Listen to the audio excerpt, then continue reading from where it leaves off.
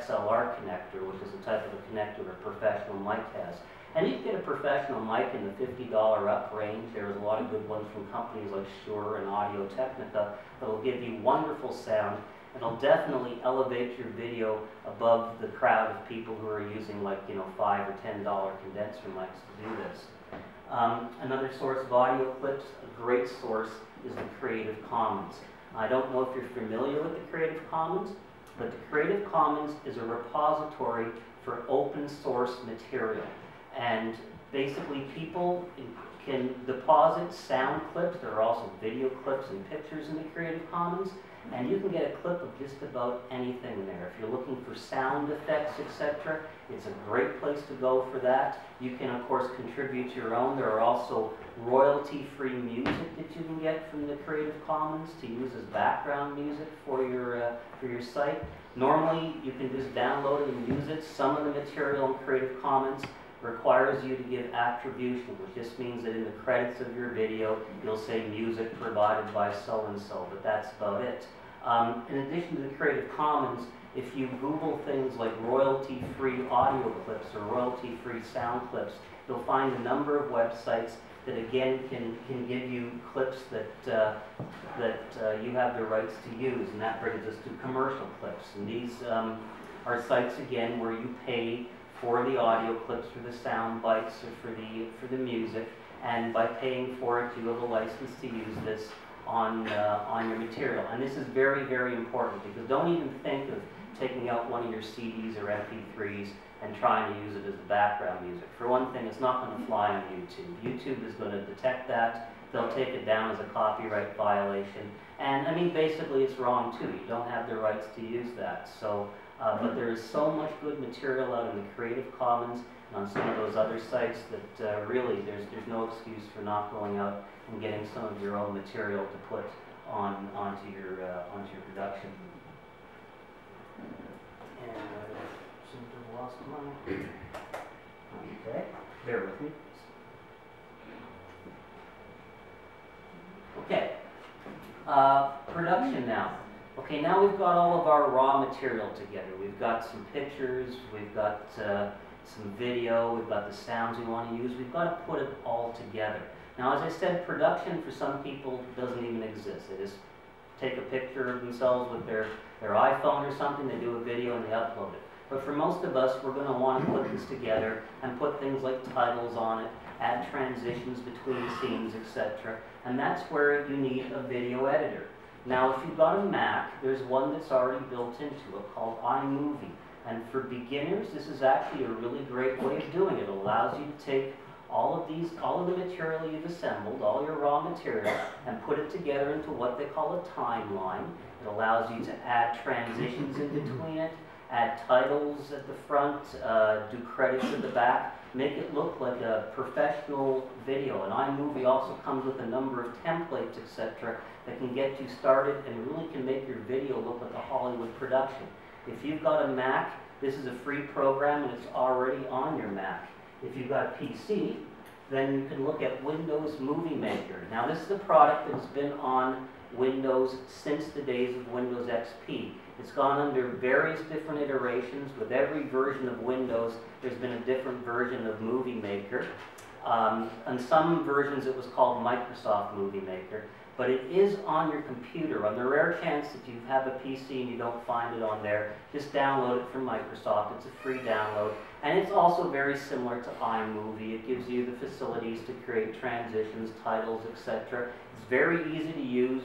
Both iMovie and Windows Movie Maker have been designed for beginners, so you don't need to be a video expert to put a video together. And it's made it a lot of fun. You'll find that it's kind of an addictive program. You start using this stuff, and eventually you'll just find hours have passed and you're playing with your video. It's a lot of fun doing this.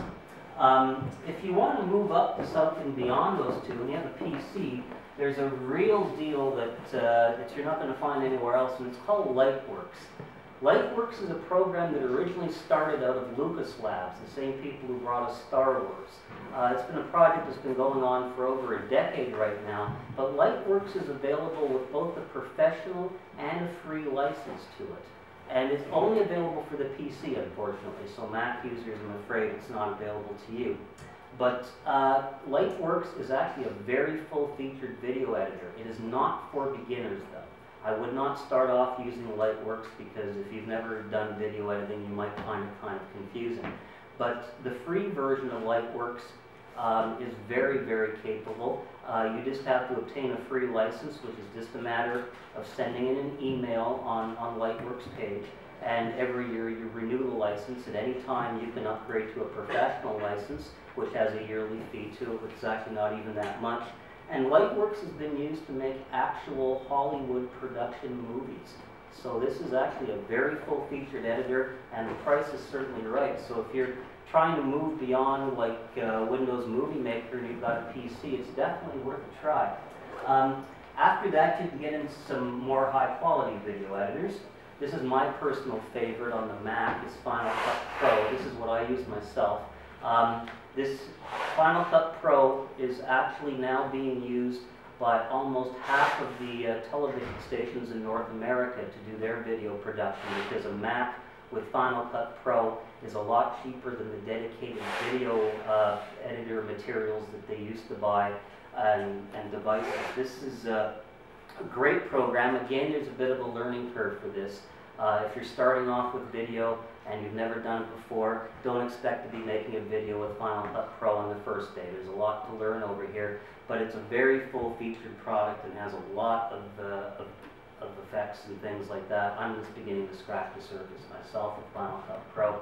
If you've got a PC, there's Sony Vegas, and there's a series of the Sony Vegas products. Again, this is a very, very full-featured video editor, not for beginners. The screen's just going to overwhelm you if you've never seen a product like this before. But it's a great editor for the PC. With both Final Cut Pro and Sony Vegas, by the way, though, you do need to have a computer that's got reasonable speed and a good amount of memory, because this stuff can be very memory intensive. And on the subject of memory, hard drive space for any of this stuff, when you start producing videos, you'll find videos take a lot of drive space. But fortunately, there are a lot of easy ways to get extra drive space. On my Mac, I've attached a couple of 3 terabyte Thunderbolt drives to it, so I've got plenty of space. There's also USB 3 drives you can attach to your PC. And they're becoming quite inexpensive to get a couple of terabytes of storage, because you'll find you really start using space up a lot when you're creating video, especially high definition video, which is really what you should be creating now. I mean, you know, it's 2013 right now. We should all be doing HD videos, at least the 720p stuff. There are a lot of other video editors, by the way, but I'm not going to mention them over here. If you're already at the stage where you're already familiar with this, then you know about the products from Adobe and all the other people. But for beginners, really, this list over here should suffice. Okay, and then after that, you've produced your video. You've taken all your raw clips, you've put them all together. Now you've got to get them up on the YouTube, and this is the simplest part of it all. With a lot of the video editors, including all the ones I just mentioned, there's a facility to actually upload to YouTube and other common video sites of Vimeo right within the editor. You basically configure it with your login information, and you can configure multiple accounts in a lot of these devices. And then when you're ready to send your video up, you just hit an upload button, fill out a few things such as the title of the video, the descriptions, put a little thing saying that you agree, that you have the rights to upload it, and let it go. And that's simply it. However, the other way of doing it, or if you had a video made for you by somebody else, would just be to do a direct upload to YouTube. And that's a very, very simple thing to do. Again, you log into YouTube, you go into your video manager, and in video manager you'll see upload video, click a button, select the file, and let it go. Now if you haven't uploaded an HD video before, one thing that may surprise you is how long this can take. Most internet connections, even if you're on a nice fast cable modem or DSL connection, most of them do not have the same upload speed as they do download speed. It's usually just a fraction of your download speed. And if you're doing HD videos, you may find that your files could be a gigabyte or more depending on the length of your video. So don't be surprised if it takes 45 minutes for video to upload to YouTube, whether you do it directly within the editor or just do it from YouTube itself. But just let it go.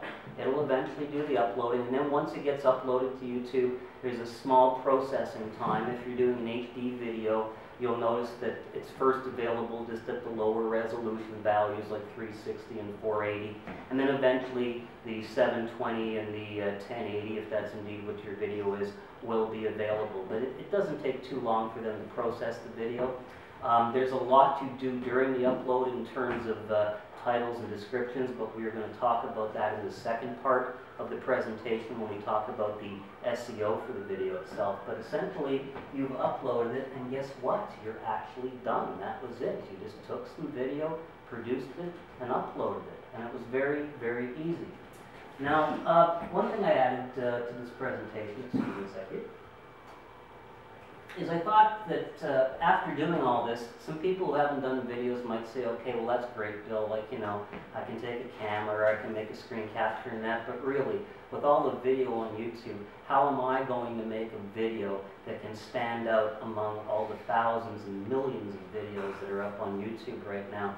You know, or how can I compete with people who have like rooms full of equipment, who have tens of thousands of dollars of video equipment, or even professional studios?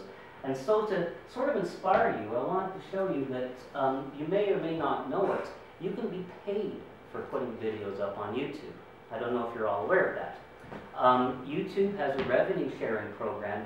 If you've ever seen YouTube, and I'm sure everybody here has, you've probably noticed they have little AdSense type advertisements that play at the beginning of the video and that you can click off.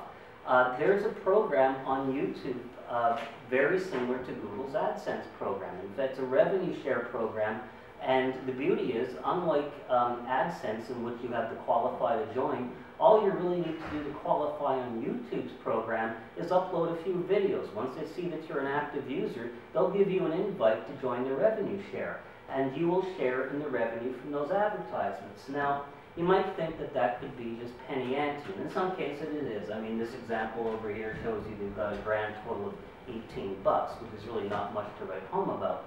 But I wanted to give you a few examples of some people who have actually created a very good revenue stream by using nothing but this service from YouTube.